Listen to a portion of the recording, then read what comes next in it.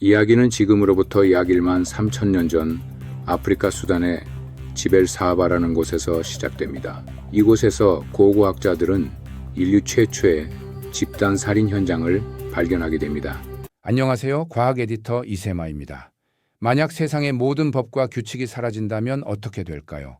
오늘은 인류 역사상 가장 오래된 금기, 살인하지 말라는 말이 어떻게 시작되었는지 그 충격적인 기원을 찾아 떠나보겠습니다. 이곳에서 발견된 유해는 총 27구. 그런데 놀랍게도 그중 절반 가까이가 무기로 인한 상처를 가지고 있었습니다. 뼈에 박힌 돌 화살촉, 곤봉에 맞아 부서진 머리뼈.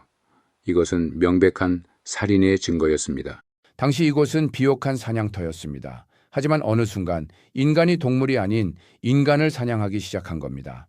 그런데 앤드루 도이그는 이걸 단순히 악으로만 보지 않습니다. 당시에는 국가도 경찰도 법도 없었죠. 다른 부족의 식량을 빼앗고 우리 부족의 생존을 지키는 것. 어쩌면 살인은 당시 인류에게 가장 확실한 생존 전략이었을지도 모릅니다. 서로가 서로를 믿지 못하고 언제든 공격하고 빼앗을 수 있는 세상. 이것이 바로 인류의 시작이었습니다. 그렇다면 우리는 어떻게 이 끔찍한 만인에 대한 만인의 투쟁 상태를 벗어날 수 있었을까요? 인류의 가장 위대한 발명품 바로 문자가 등장합니다. 그리고 약 4,000년 전 바빌론의 함무라비 왕은 이 문자를 이용해 역사상 최초의 성문법 중 하나인 함무라비 법전을 만듭니다. 눈에는 눈, 이에는 이라는 원칙 들어보셨죠? 잔인하게 들리지만 사실 이건 네가 한 만큼만 갚아라는 비례의 원칙이었습니다. 개인의 복수가 아닌 법이라는 시스템이 범죄를 다루기 시작한 겁니다. 이제 범죄자는 복수할 상대 한 명이 아니라 왕국이라는 거대한 시스템 전체를 두려워하게 된 거죠. 정치 철학자 토머스 홉스는 이런 강력한 시스템을 리바이어던이라는 거대한 괴물에 비유했습니다. 홉스는 인간이 본성적으로 이기적이라 내버려 두면 1만 3천 년 전 지벨 사하바처럼 서로 죽고 죽이는 세상으로 돌아갈 거라고 봤습니다. 그래서 우리의 자유 일부를 국가라는 리바이어던에게 맡기고 그 강력한 힘으로 질서를 유지해야 한다고 주장했죠. 우리들도 법이 사라지면 끔찍한 혼란이 올 거라는 홉스의 생각에 일부 동의합니다. 하지만 여기서 질문이 생깁니다. 만약 그 리바이어던이 우리를 보호하는 게 아니라 우리를 억압하고 통제한다면 어떨까요? 존 로크나 루소 같은 사상가들은 바로 이 점을 경고했습니다. 국가의 힘은 시민의 자유와 재산을 지키기 위한 수단일 뿐 그 자체가 목적이 되어서는 안 된다고 말이죠. 진정한 힘은 총이나 칼이 아니라 시민들 모두가 동의하는 합리적인 약속, 즉 법 그 자체에서 나와야 한다는 겁니다.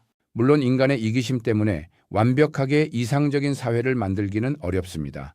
그래서 아마도 현실적인 이상은 홉스가 말한 강력한 법이라는 통제 장치가 존재하되 그 법을 만드는 주체는 바로 시민이 되는 사회가 아닐까요?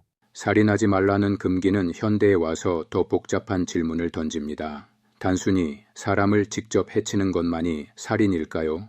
악의적인 말로 누군가의 영혼을 파괴하는 마음의 살인, 사회적 고립으로 스스로를 포기하게 만드는 방치에 의한 살인, 그리고 스스로 생명을 끊는 자살 역시 자신에 대한 살인 금기를 어기는 행위일 수 있습니다. 이제는 인공지능이 사람의 생사를 결정하는 자율살상 무기까지 등장했습니다.